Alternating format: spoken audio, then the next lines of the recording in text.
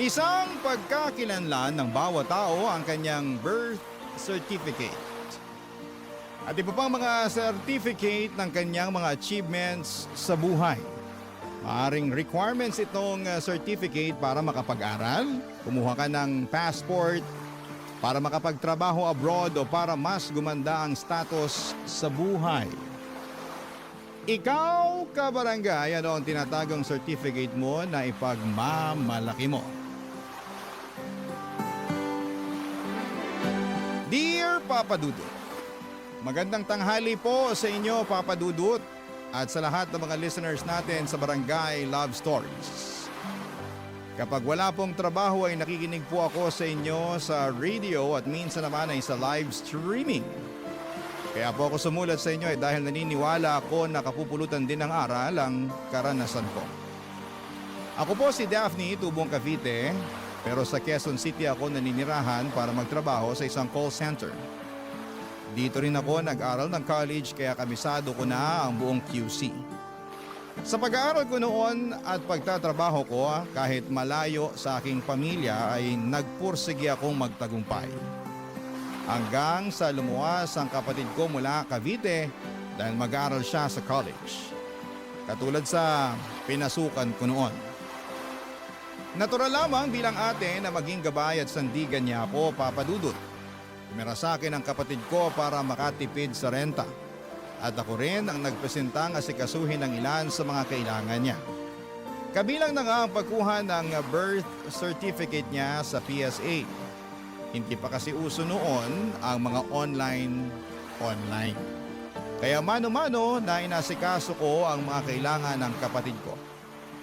Mahaba pa rin ang pila noon sa tanggapan ng gobyerno at doon habang nakapila ako ay nakatabi ko si Roy. Sa unang tingin ko pa lamang ay nahulog na agad ako sa kanya. Gwapo siya, Papa Dudut, kung makatitig at ngumiti. Yung ngiti niya ay parang natutunaw ang lahat ng inip ko sa paghihintay sa pila. Kinausap niya ako, Papa Dudut.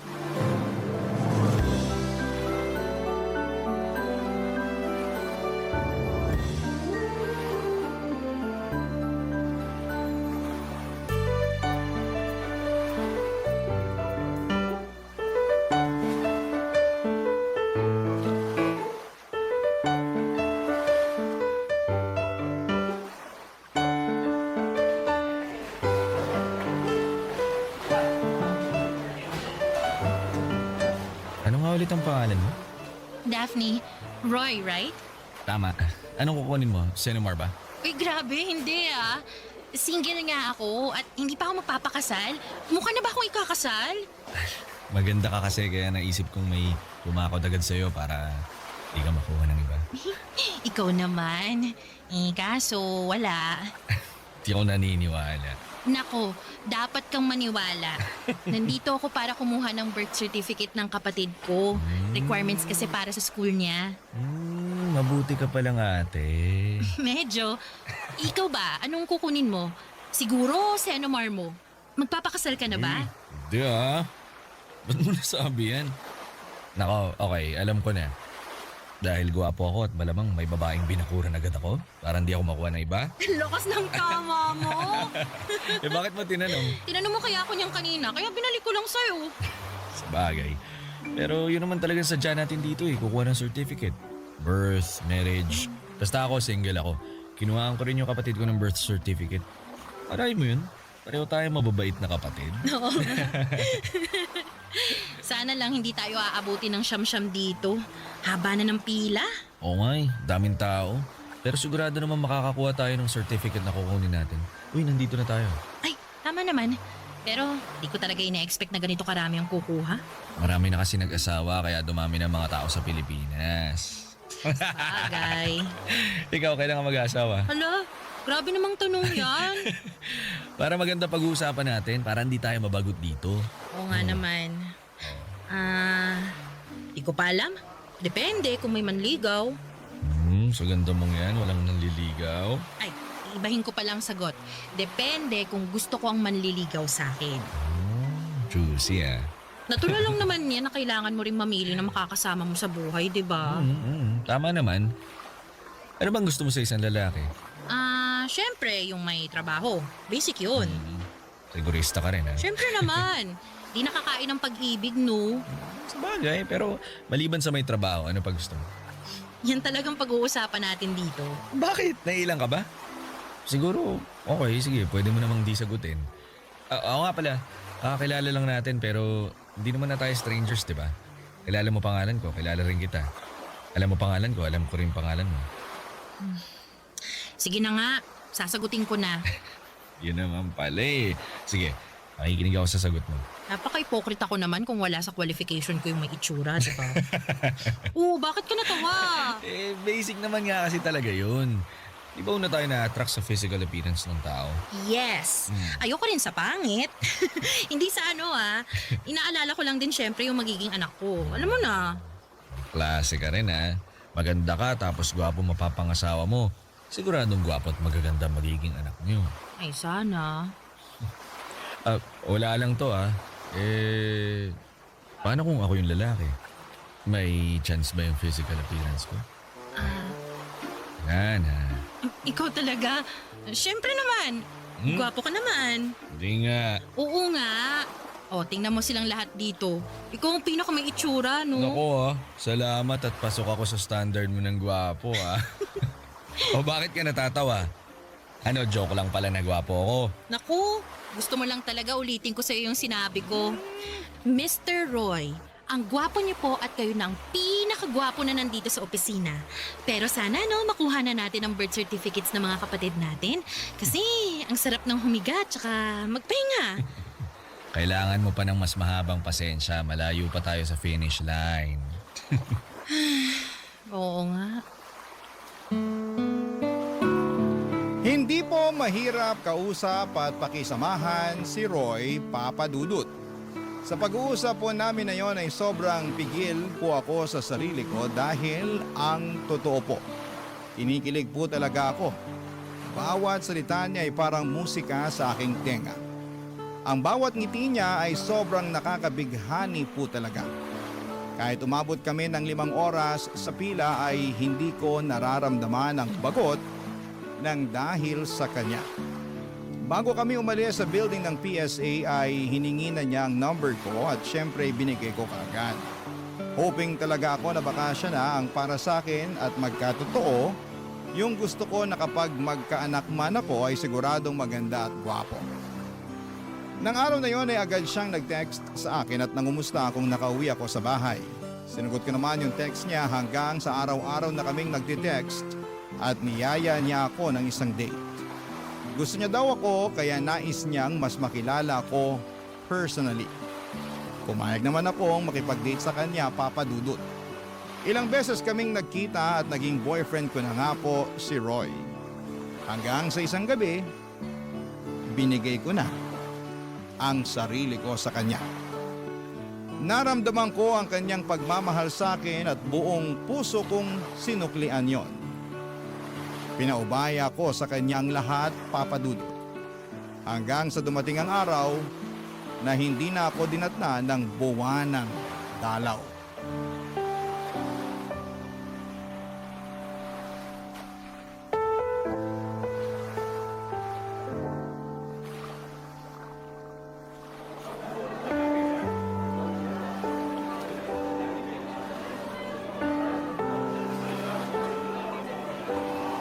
Mahal, may sasabihin sana ako sa'yo. Ano yun, mahal? Parang serious mo. Mahal mo naman ako, di ba? Mukhang seryoso nga to. Ano ba yan? Alam mo, mahal, di mo na dapat ako tanungin ng ganyan kasi alam naman natin ang sagot. Mahal kita. Mahal na mahal. Kaya nga dito kita dinala sa favorite restaurant mo kasi mahal kita eh. Salamat sa pagmamahal mo, Na-appreciate ko talaga lahat ng to. Pero, Anong pero? kinakabahan kasi ako. Ikaw talaga, 5 months na tayong magkarelasyon, kinakabahan ka pa rin sa akin? Tsaka, kilala na natin ang isa't isa, di ba? Wala na tayong tinatago, mula ulo hanggang paa. Abisado na natin ang bawat isa. Tama ka. Pero, Ano ba yung pero na yan? Sabihin mo na nga para ma-let go mo na yan, para gumaan na yung loob mo. Sige na, ano? Mukhang good news naman siguro to kasi nagmamahala naman tayo. Mahal, hindi ako manghuhula. Sabihin mo na. Naaalala mo yung third monthsary natin? Yung nakalimutan natin gumamit ng proteksyon. Bale, hindi na kasi ako dinatnan. Tapos, medyo masama din ang pakiramdam ko lately. Kaya, ayun, nag-pregnancy test na ako. Eto, oh, kita mo naman ang resulta. 2 guhit. Buntis ako, mahal. Magkakaanak na tayo. Ano? Hindi ka ba natutuwa na magiging ama ka na? Alam mo naman, di ba? Sinabi ko na to sa'yo, hindi pa pwede. Alam mo, dapat ininom mo kasi yung pills mo eh. Ayaw mo ba? Sinisisi mo na nabuntis ako? Ibig sabihin, mahal, panagutan mo naman ang anak ko. Kasi sabi mo lang kanina na mahal mo ko tapos hindi mo pala ako pananagutan. Mahal kita, pero hindi pa ako handa na magkaanak tayo. Hindi pa pwede. Eh anong gagawin ko? Nakabuo na tayo, buntis ako. Pwede naman nating ipalaglag yan. Tama, maghahanap ako ng pwede nating lapitan para makatulong sa atin. Sasamahan kita. Ano? Mahal, hindi pa natin kailangan ng bata. Kapag kasal na tayo, may sariling bahay, yung financially okay na tayong dalawa, makakagawa naman tayo ng baby anytime sa future noon. Kaya pwede nating ipalaglag yan dinadala mo ngayon. Nahihibang ka na ba? Kasalanan niyang sinasabi mo. Hindi ako papayag na ipapalaglag ang batang to. Hindi pwede. Pero mahal, hindi pa ako handa. Eh ako ba handa? Andito na to. Oh. Hindi ko ipapalaglag ang bata. Ayoko magkasala. Hindi ako mamamatay tao. Hindi ko papatayin ang sarili kong laman at dugo. Hindi pa naman yung bata, di ba? 1 buwan pa lang yan, kaya hindi pa buo yan. Diyos ko naman, hindi ako makapaniwala na ganyan ang sasabihin mo sa akin. Hindi ko makapaniwala na ganyan ang taong minahal ko. Kasi naman, Daphne, wala naman sa plano natin na magkaanak eh. Pero pwede naman nating ibahin yung plano, di ba? Ayoko pang maging ama. Wala akong planong mag-alaga ng bata. Ang sabihin mo, hindi mo ako mahal. Dahil kung mahal mo ako, tatanggapin mo to eh. Pakakasalan mo ako. Mahal kita, pero wala pa sa usapan natin ang kasal-kasal na yan. Ano pala itong ginagawa natin? Tiki man lang?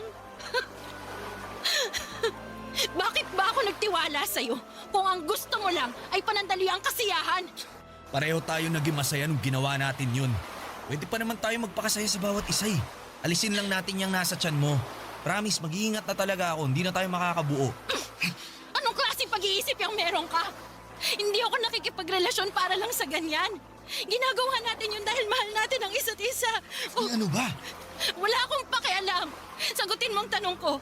Mahal mo ba talaga ako o gusto mo lang akong gamitin? Mahal kita. Kung mahal mo ako, pakasalan mo Hindi ako. pwede. Bakit? Basta hindi pwede. Tapos ang usapan. Papadudot, buo na talaga ang desisyon ni Roy na hindi niya papanagutan ang dinadala ko dahil ayaw niyang masira ang plano niya sa buhay. Dahil sa hindi na kami magkasundo ay tuluyang kaming nagkahiwalay, Papadudot. Itinuloy ko ang pagbubuntis ko dahil mahal ko ang magiging anak ko. Wala siyang kasalanan at gusto kong ibigay sa kanya ang karapatan nitong mabuhay sa mundo. Pero takot ako na sabihin ko ang totoo sa mga magulang ko. Maaring nasa tamang edad na ako, may trabaho, pero takot pa rin ako sa mga magulang ko. Takot akong sabihan nila na bakit ako nagpakatanga sa isang lalaki. Na bakit hindi ako nag-ingat.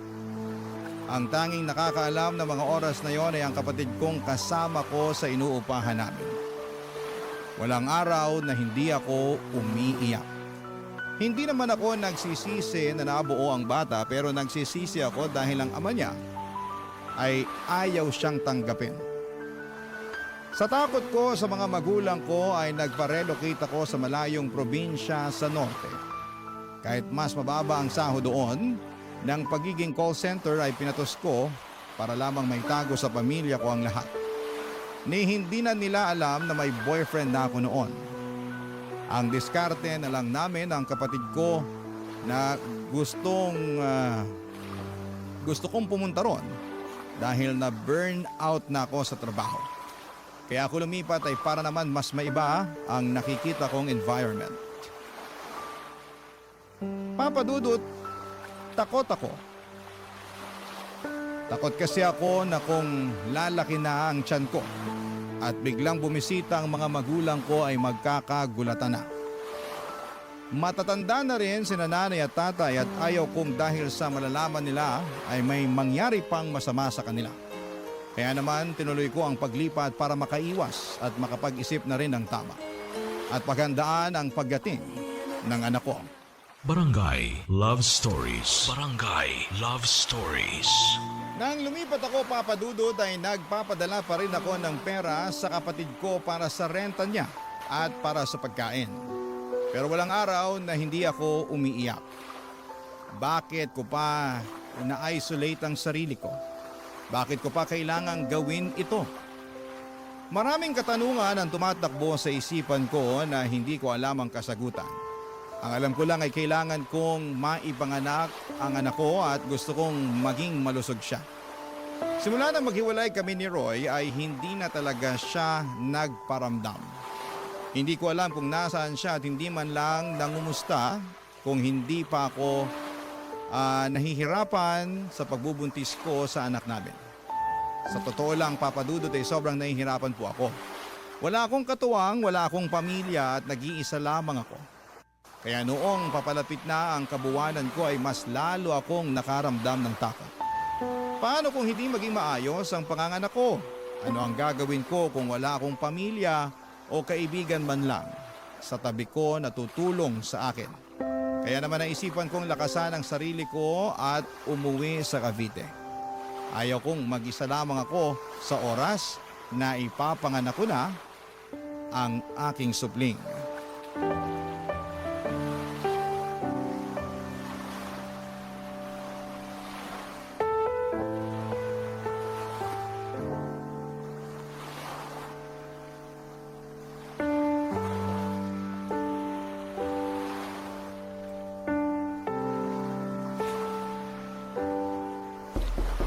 Nay! Nay! Sandali! Papunta na! Daphne? Nay! Anong nangyari? Nay! Nay, huwag po kayong magagalit, ha? Bakit ba? Ano bang nangyari, anak? Kasi, Nay, Ano nga? buntis po ako! Sorry, Nay. Sorry. Halika nga, bata ka. Pumasok ka. Ikaw ba nagbitbit ng mga gamit mo? Naku, bakit hindi mo kasama ang kapatid mo? Ano bang nangyari? Daphne, sino ang ama ng dinadala mo, ha? Nasaan siya? Hindi mo man lang sinabi sa amin na buntis ka. Kahit yung kapatid mo, wala ring sinabi. Nay, I'm sorry po talaga. Pero wala pong ama ang anak ko. Ano? Ibig sabihin, Daphne naman. Bakit naman ganito? Nagkamali po ako, Nay. Maling-mali po. Pero ayoko po may magawa pa akong mali. Ayoko po ipalaglag yung bata. Gusto ko po siyang mabuhay, Nay. Habaging Diyos. Ay, talagang mali kung ipinalaglag mo yan. Nakong bata ka. Sandali. Nakakapagpa-check up ka naman ba? Opo. Mabuti naman. Ay, naku anak, bakit naman ganito? Ginulat mo ako. Nay, handa naman po ako sa anumang galit niyo. Kahit sumbatan niyo po ako, tatanggapin ko po yun kasi nagkamali naman po talaga ako. Eh ano bang silbi ng panunumbat ko?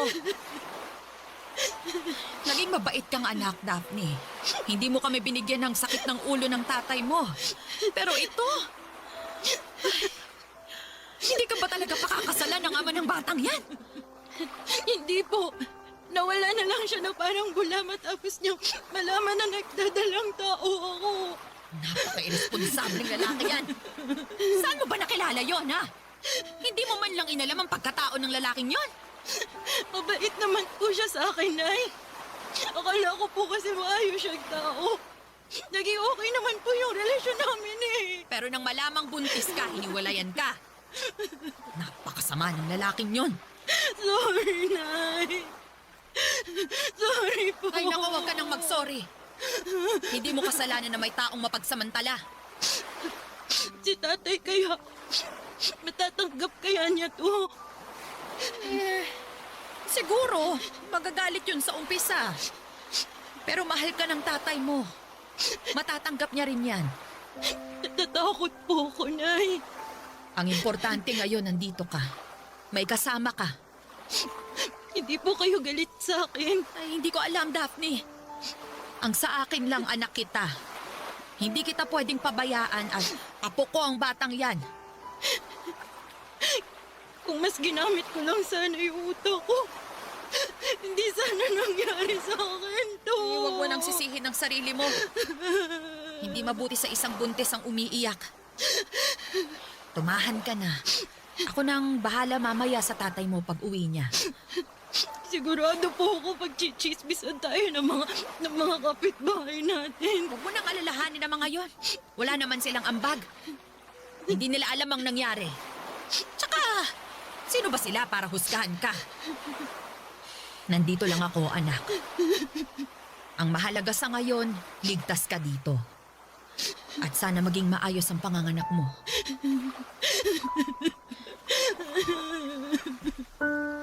Papa Dudut, hindi madali kay tatay noong nalaman niya na buntis ako. Pero tulad ni nanay ay inunawan niya ako, Papa Dudut. Kalaunan ay pareho silang dalawa na naging excited na sa unang apo nila. Nakikipag-away pa sila sa mga marites na sinasabing disgrasyada daw ako. Hanggang sa dumating ang araw na pinanganak ko ang munting anghel ko. Sa unang rinig ko ng pag-iyak niya ay parang lalabay sa tenga ko. Ang sarap pala sa feeling na marinig ang boses ng anak mo na nagbibigay ako ng buhay. Nang makita ko, Papa Dudut, ang mukha niya ay sobrang tuwa ko. Tama lang ang desisyon ko na hindi ko siya pinalaglag.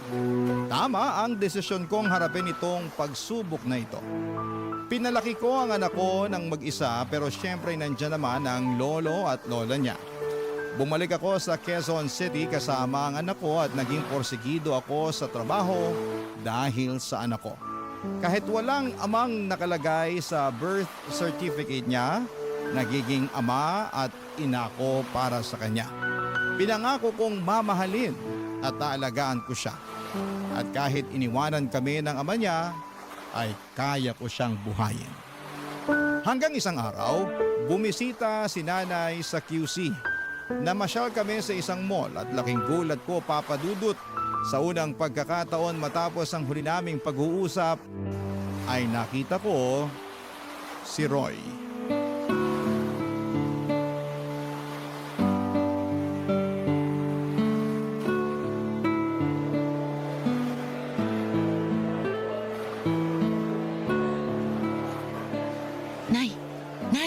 Oh, ano ba yon? Si Roy po. Ano? Ang lintik na lalaki na yon? Nakita ko po siya. Ayun po, nakatayo doon. Sino dyan?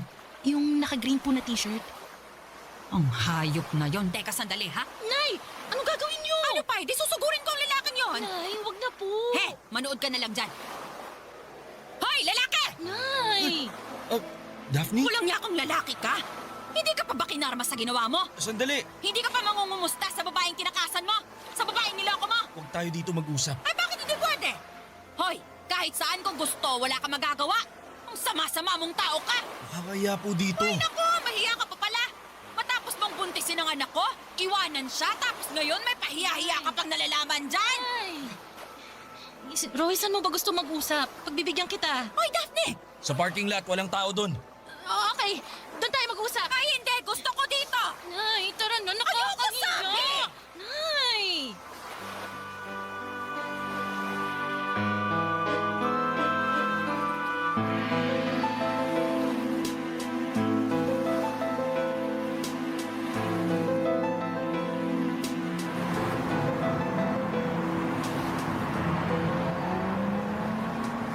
Ngayon nandito na tayo. Alam mo ba, ilang taon kong tiniis ang lahat? Alam mo bang sobrang nagsisi ako dahil napaikot mo ko? Kalimutan na natin Anong yun. kalimutan? kalimutan ng mga ginawa mo sa akin at sa anak ko? Baklase ka ring lalaki ka. Gagawin mo pang mamamatay taong anak ko noon sa plano mo? Ayop ka! Buti talaga hindi ako sumunod sa gusto mo eh. Kahit walang ama sa birth certificate ang anak ko, hindi kawalan. Pasensya na talaga. Hindi kasi talaga kita pwedeng panagutan nun. At kahit ngayon, At bakit? Dahil gusto mo maging single forever at anak ka ng mga babaeng gusto mong lokohin? hindi po. Daphne, sorry talaga. Alam mo, nakukonsensya talaga ako sa ginawa ko pero hindi talaga tayo pwede. Tama na ngayong hindi tayo pwede. Mas lalo mo nang pinamumukha na nagpakatanga ako sa'yo. Sa totoo lang, minahal kita. Alam mo yan. Pangklase? Mahal. Mahal tapos hindi pananagutan? Ano yon? Nagsinungaling ako sa'yo, Daphne. Ano? Mahal mo ko pero nagsinungaling ka. Alin ba doon ang totoo? Dapat hindi na natin to kinausap eh. Dapat sinapak na lang natin. Sobrang makasarili ako. Nung araw na nagkakilala tayo, nabighani talaga ako sa'yo. Totoo yun. Kaya napilitan ako magsinungaling sa'yo. Ano? Ang totoo, sa'yo naman ang kinuha ko kasi magpapakasal na kami ng asawa ko. Ba't walang iya talaga to, ano? Ibig sabihin sa simula pa lang niloko mo na ako? Mangloloko ka? Kaya pala ayaw mo akong mabuntis. Kasi may sabit ka na pala. Napakasama mong tao, napakasama mo. May taong katulad mo. Sinaktan mo ng hustong anak kong hayop ka. Ha? Ayan! Sige! Sorry, patawarin mo ako! Pwede bang kapag makita mo ko, wag mo na akong lapitan? Ayoko malaman ng asawa ko to. Ayoko masira ang pagsasama namin. Napaka makasarili mong tao. Gusto mo makuha ang anak ko. Gusto mo pang ipalaglag ang apo ko. Tapos ngayon, ayaw mong masira ang buhay mo? Huh, demonyo ka ba? Ayun na nga, Nay. Wala naman dapat pag-usapan pa eh. Ang mga taong katulad niya hindi binibigyan ng oras. Tama! Ang dapat sa kanya, ito! Karmahin ka sana sa lahat ng kasamaang ginawa mo! Halika na, Daphne! Hindi talaga ako makapaniwala sa mga nalaman ko noong araw na yon, Papa Dudut. Hindi ko po inakalang naging kabit ako ng walang kaalam-alam dahil ikinasal pala siya noong nagkarelasyon kami. Kaya pala hindi niya ako pinakilala man lamang sa mga magulang niya at hindi ko napuntahan ang bahay nila. Parati lamang kaming nagkikita sa piling lugar dahil may tinatago pala siya sa akin, may asawa na pala siya. Matapos ang pag-walkout namin ni Nanay sa harapan ni Roy dahil ayaw na ni Nanay na mas ma-humiliate pa kami sa kalokohang ginawa niya, ay dumiretso na kami sa bahay. Buti na lamang at mas pinairal ni Nanay ang utak niya at hindi ang kanyang emosyon. Natakot ako na baka atakihin sa high blood si Nanay dahil nakaka-high blood naman talaga ang mga pangyayari at ang makitang pagbubuka ni Roy. Ewan ko ba at hindi ko mapigilang umiyak noon. Dahil nga hindi ko matanggap na naloko ako ng lalaking may sabit na. Kaya naman pinayuhan ako ng nanay ko na huwag nang iyakan. Ang importante ay nakawala ako sa lalaking hindi dapat bigyan ng pansin. Ang importante ay ang anak ko at ang future niya. Kahit ganun pa man ang nangyari, Papa Dudut. Hindi ko naman po pinagsisihan na naipanganak ko ang isang anghel sa buhay ko. Maligaya ako bawat araw, lalo na kapag tinatawag niya akong mama at nilalambing. Pinaparamdam niya sa akin na sapat na ako para sa kanya. Barangay Love Stories. Barangay Love Stories.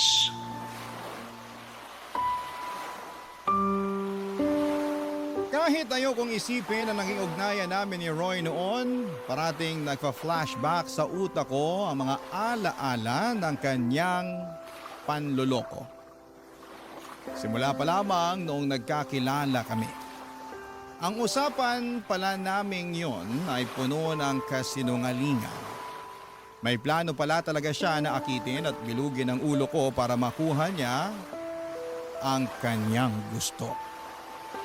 Sadyang huli na ako nang kumala sa relasyon dahil nga sa nabuntis na ako, Papa Dudut.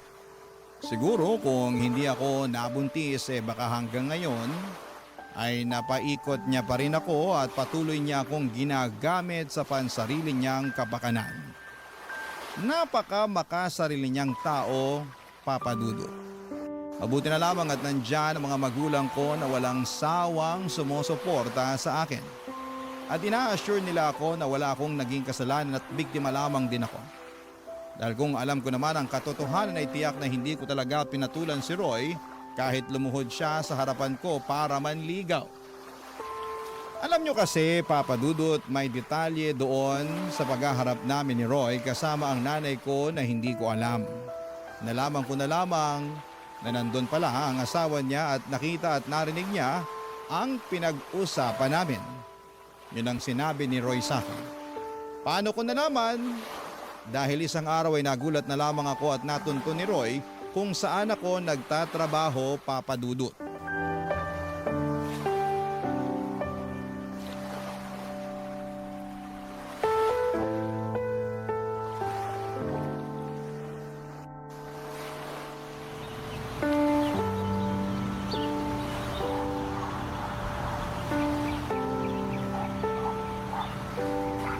Daphne, kausapin mo ako. Anong ginagawa mo dito? Wala na tayong pag-uusapan pa. Umalis ka sa harapan ko! Ano ba?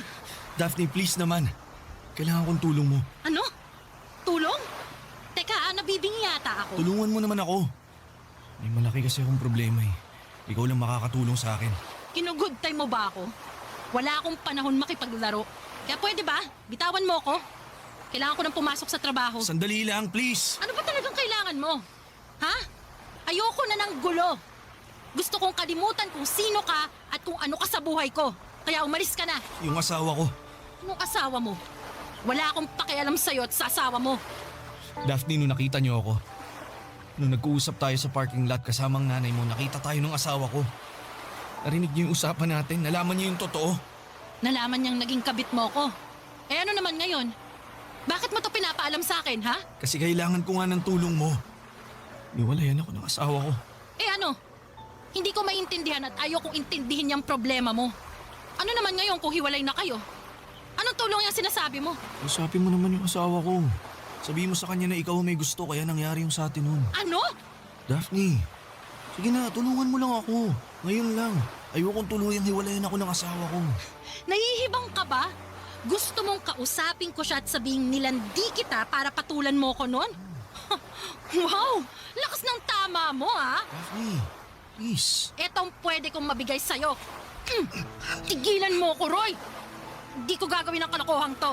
Daphne, nagmamakaawa ako sa'yo.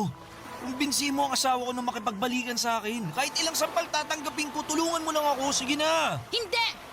Binaboy mo na nga ang pagkatao ko, Roy. Bababuyin mo na naman.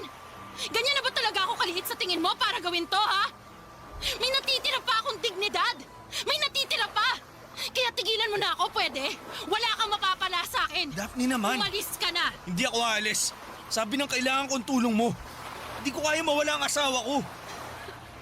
Napakawalang hiya mo na nga. Gagawin mo pa akong tanga? Para ano, ha? Para magmukha kang mabait. Para magmukha kang mabuting asawa at nagkamali lang dahil may malanding babaeng umakit sa'yo. Kakaiba rin ang gusto mong kwento, ha? Daphne, eto. Kung kailangan kong lumuhod, gagawin ko. Tigilan mo nga ako sa paluhod at pagmamakaawa mo sa akin. Kahit buong araw at gabi ka pang lumuhod dyan, hindi ko gagawin ang gusto mo. Hindi ako haliparot, alam mo yan. Nagmahal ako noon. Nagtiwala. Umasa na yung lalaking binigyan ako ng pag-ibig. Seseryosohin at mamahalin ako ng totoo, pero hindi pala. Ang lalaking minahal ko, isa palang demonyo. Daphne, patawarin mo na ako. Ilang beses akong nagmakaawa nun sa'yo na huwag akong hiwalayan, di ba? Dahil nagdadalang tao ako. Ano, pinakinggan mo ba ako? Hindi. At ngayon, gusto mo magsinungaling ako sa asawa mo na ako ang may kasalanan na lahat? Hayop ka! Wala kang kwentang tao! Daphne naman! Manigas ka dyan!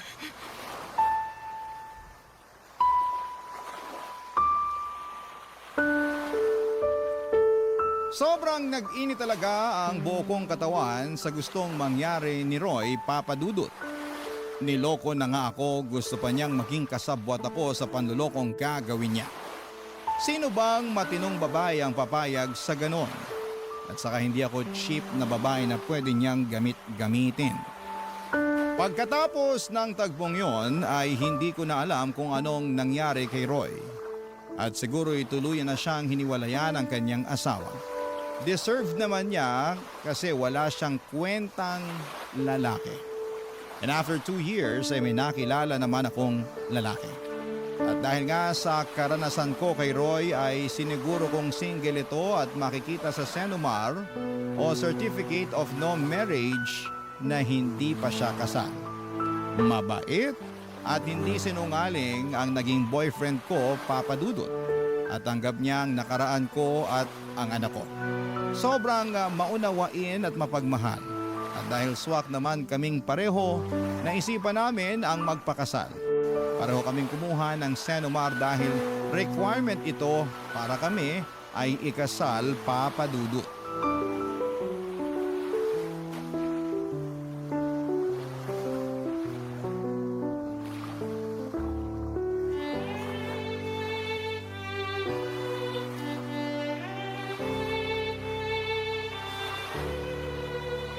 Evan, dumating na yung Senomar natin.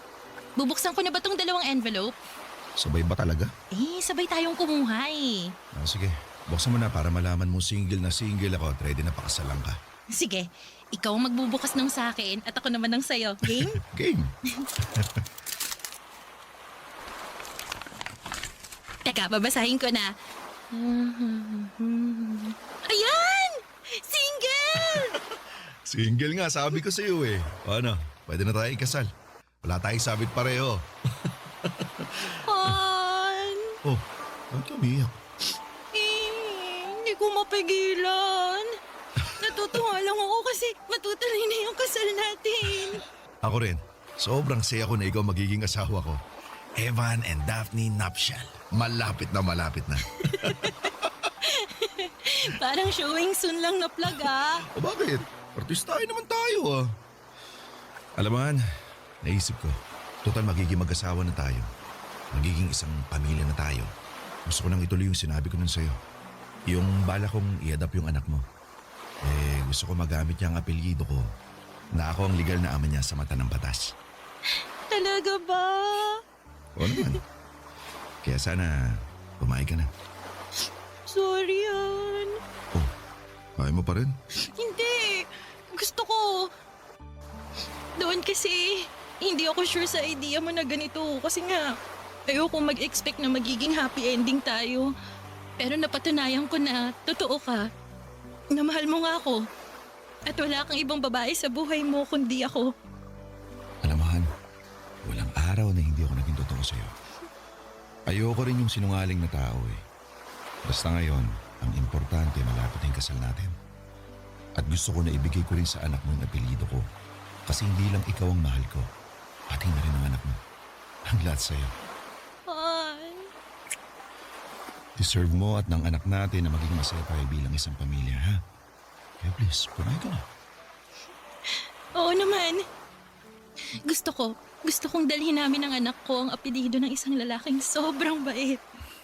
Salamat, Hana. Ikaw kasi, mabait ako kasi mabait ka rin. Tsaka, may isa pa pala akong request. Ano yun? Gusto ko, gawa agad tayo ng kapatid niya para dalawa na agad yung anak natin. Oo ba? Oh, yun naman pala eh. Ready na ako dyan. Yan. Happy family tayo niyan. Magkakaroon na tayo ng marriage certificate. At sayong-sayo na ako. Ang swerte ko sa'yo. Ako ang swerte sa'yo. Mahal na mahal kita, Han. Mahal na mahal na mahal din kitahan.